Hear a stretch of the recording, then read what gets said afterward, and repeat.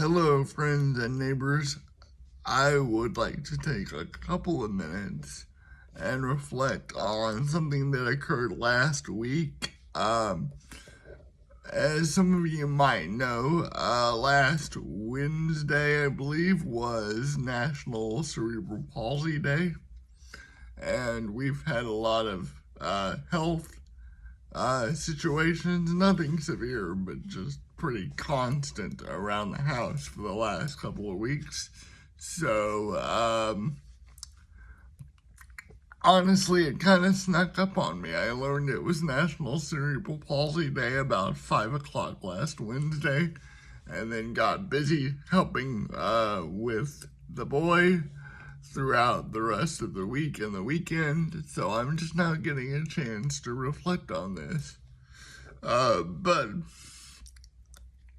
when I think about cerebral palsy and what it's meant to my life, I think about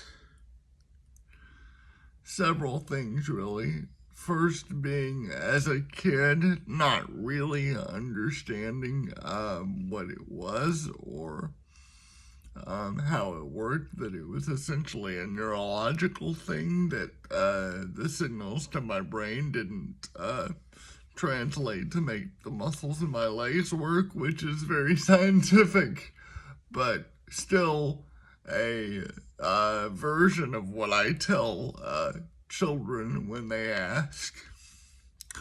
But I kind of knew I was different, but I just had such a basically good childhood and a basically good growing up years that it never really impacted me deeply on any sort of level that CP was this distinct thing. And when I went to Texas Lions Camp in the summers for a week or two, and there were other kids with disabilities, we wouldn't really talk about our various conditions.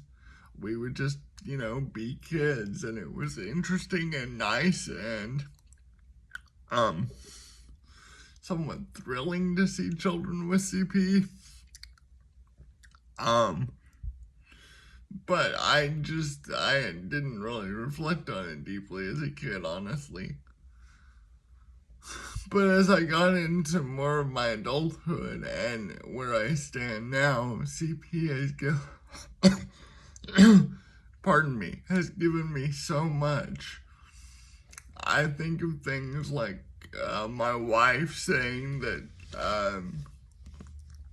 she likes the way my hands curl and the way that CP does interesting things to my fingers and toes. I like the way CP causes me to speak slower when I'm doing spiritual direction, so people have to listen to me, have to take a moment to reflect. I'm very proud of my unique embodiment and my unique way of seeing the world through eyes with cerebral palsy. I like my life. CP to me is not just something I deal with or something that I live with every day. It's a part of who I am. It's a constitutive part of my identity. I even find comedy in the way that my hands will sometimes rebel and throw a cup of coffee across the room without warning. There are things about CP for me that are challenging. Learning differences related to CP and that manifest like dyslexia are challenging. The fact that I can't easily read to my child or easily read something out of a book page is challenging. The fact that, my bladder and my brain are not always connected, so that happens from time to time is challenging. But all in all, I like who I am. I'm not just compensating for my CP.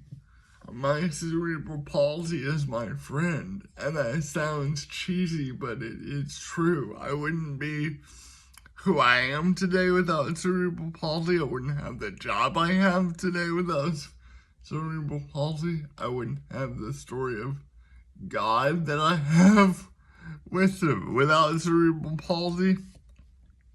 So I think my kind of ending note to this very stream of consciousness blog, whether you have cerebral palsy or you deal with sighted issues or any number of diverse embodiments, try embracing it, welcome it as a friend, and allow it to come into you and inform who you are. And I think the moment I stopped fighting with my cerebral palsy in my mid-20s and just said, this is the body I have, I'm going to try to have the most fun I can and do the most good I can. But in my early to mid-20s, that's when things really turned around. So I hope you can find some value in this for your own embodiment and for your own situation.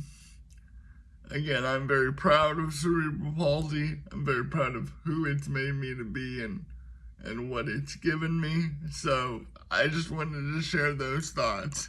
Thanks, guys. Bye-bye.